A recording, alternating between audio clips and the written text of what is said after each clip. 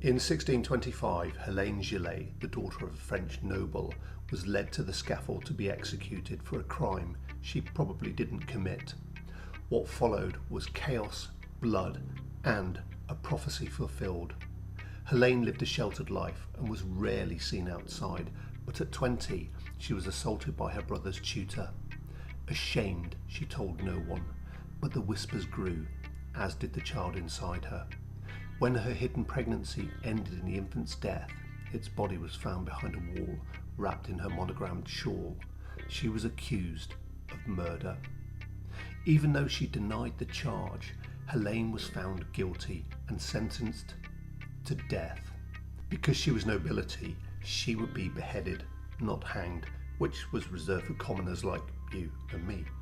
At this point, her father abandoned her, but Helene's mother stood by her and begged for mercy. And this is where it starts to get interesting, as a holy abbess who heard the mother's prayer prophesied this: Helene will not die by the executioner's hand. On May the 13th, dressed in white, Helene climbed the scaffold, and at this point it would be fair to say that God had chosen to ignore the prophecy. Or did he? Let's find out. As she knelt, her neck on the chopping block, a lock of Helene's long, thick hair slipped from the braids and covered part of her neck. The executioner, Simon Grandjean, brought his axe down and missed, slicing her shoulder. He arced the weapon over his head for a second attempt, and this time his aim was accurate, but the blow was stopped by that thick lock of hair. The crowd rioted, shouting for Grandjean's head. Grandjean fled, attempting to find sanctuary in the church, but was dragged out and literally torn to pieces.